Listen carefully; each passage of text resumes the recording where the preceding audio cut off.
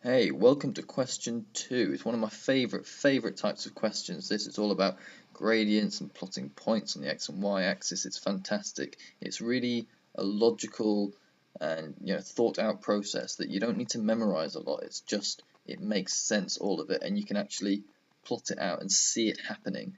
So let's dive in straight away. The gradient of AB. So the gradient, as we know, the gradient is the change in y. I'm going to use a d for the change in y over the change in x. That's what you may have seen dy dx in integration and differentiation, but that's what it is. Dy over dx, that's the gradient. Okay, same thing as with differentiation. So let's do that for a and b. We've got the two y coordinates, 7 and 3. Well, changing that is 7 minus 3. Okay, we'll do exactly the same for dx, which is 3 and 1. Different color. There we go, 3 and 1. So 3 minus 1. What do we get? Well, we get 4 over 2, which is 2. And that's all there is to it. That's how you find the gradient when you get given 2 points like that. So let's move on to the next one.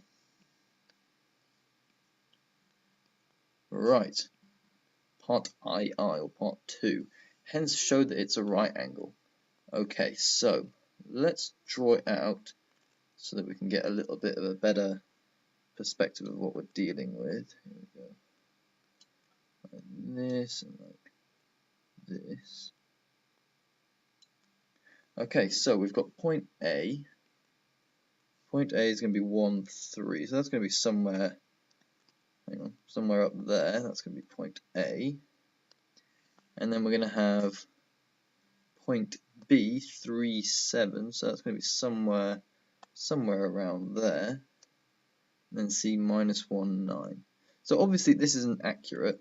I could have drawn it out really, methodically and been brutally harsh about it, but it doesn't really matter. All that we need to prove is that here, our triangle, I'll try and draw it straight.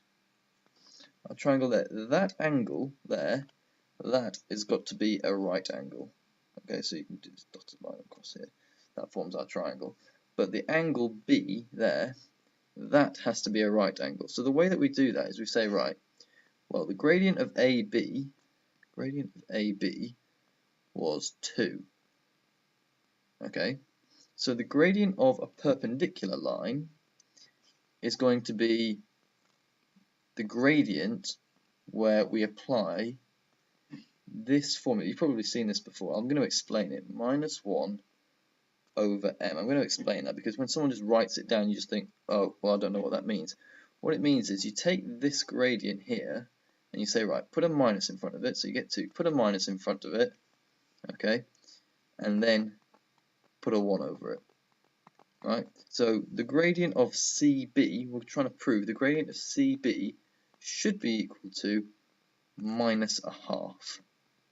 Right, that's what it should be. And looking at it, it looks roughly right.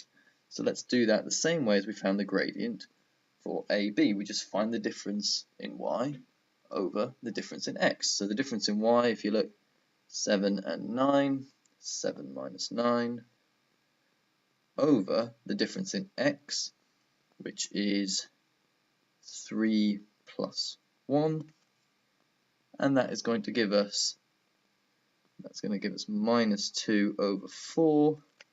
There you go, it is minus 1 over 2, just like we had here.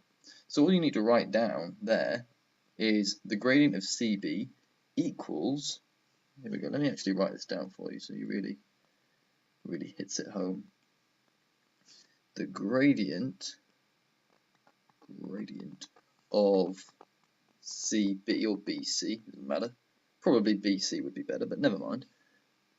Gradient of CB is equal to minus 1 over the gradient of AB, which is equal to minus 1 over 2. There you go. That has proved what we set out to prove. That has proved that ABC is a right angle because we proved that the lines are perpendicular to each other. So, good. Happy with that. Next one. Let's give me some space. Good. Right. Blue. Part B. Find the coordinates of M, the midpoint of AC. Now, this is really, really intuitive. If you can do this in your head, great. Lovely. It means I don't have to explain it. If you can't do it in your head, if you want some kind of reasoning to go through it, you've got A, which is 1, 3. You've got C, which is -1, 9. Okay, so if you were to draw a quick sketch, I mean, I know we just did this a minute ago, but if you go 1, 3, -1, 9. Okay, the midpoint is going to be somewhere near this green dot. Right, so you're going the middle of this x point here, number 1, and this x point here, -1. How do you get the middle? Well, that's it. That situation, it's easy. If you get horrible numbers, you just add them together. 1 plus -1 over 2 equals 0. Okay, so that's your first x point. Do exactly the same for y. I might be explaining this a bit too thoroughly here, but for 3 and 9, what's the middle of 3 and 9? 3 plus 9 is 12, divided by 2 is 6. So your 2 points, 0, 0, 6. And if we look, 0, 6, that looks about right for 0, 6 there, that point. So that is the midpoint, M, of the points A and C. So, good. Next one. Show that the lengths of AB and BC are equal. This is a little bit tricky. You have to use Pythagoras here because we've just got 2 points. We've just got kind of the x distances and the y distances that they are away from each other. So all we can do really is use Pythagoras to work it out. So we'll go the length of AB. The length of AB is equal to the distance between the x points, so distance between 3 and 1, so that's 2 squared, put squared here. You know Pythagoras' theorem, I'm sure you know. A squared equals, well, that's gone a bit wrong, A squared equals B squared plus C squared. You know that, you learned that years ago. So, where was I? So, difference between the x points is 2, so 2 squared plus the difference between the y points of A and B, 3 and 7, that is 4 squared. Okay, the next one is BC. BC. Do exactly the same thing again, use Pythagoras, BC. So the difference between 3 and -1 is 4 squared, plus the difference between 7 and 9 is 2 squared. So you can see that they match up. You can see that they're going to be the same, but for the hell of it, let's make them actually the same.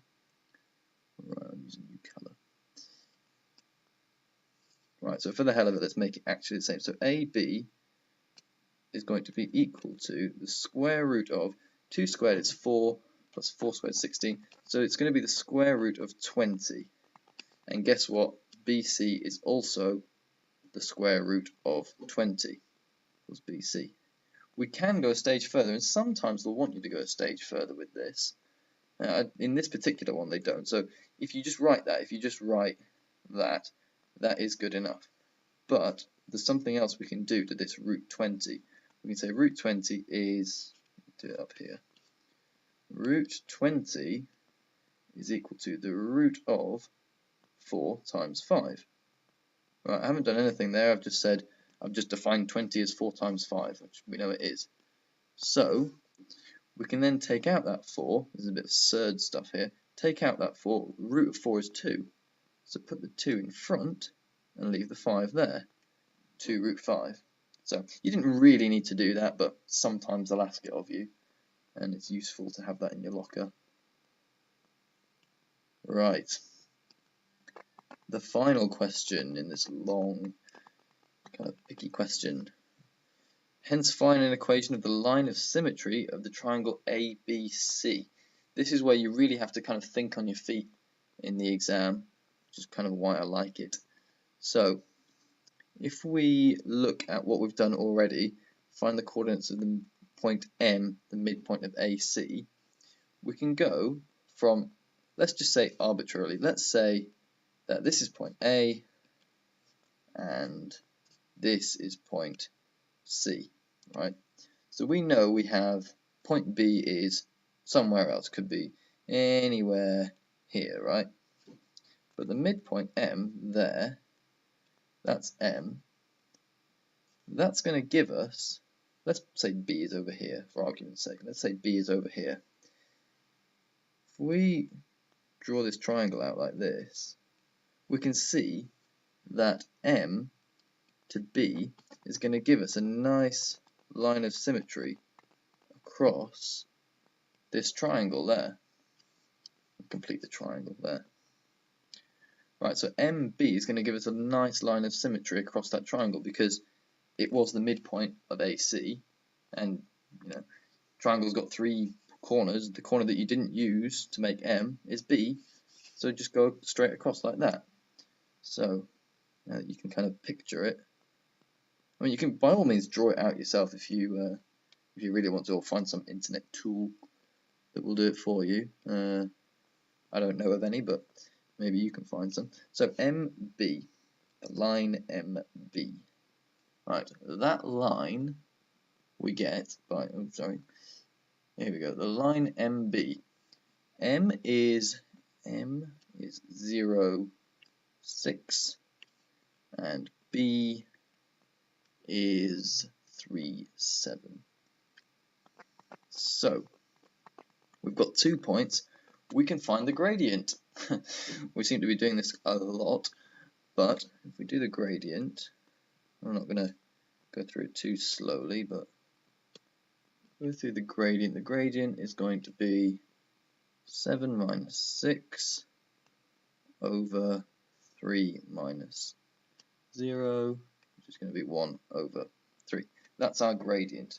Now, there's 2 forms we can put it in. We can do y minus y1 equals mx minus x1. We can do it like that, or we can say, hey, what do we know? We know the gradient.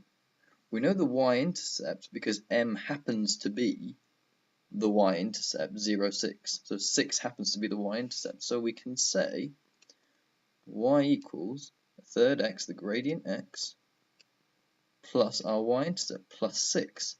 That is our line of symmetry. I hope you understood that fully, and I will see you on the next video.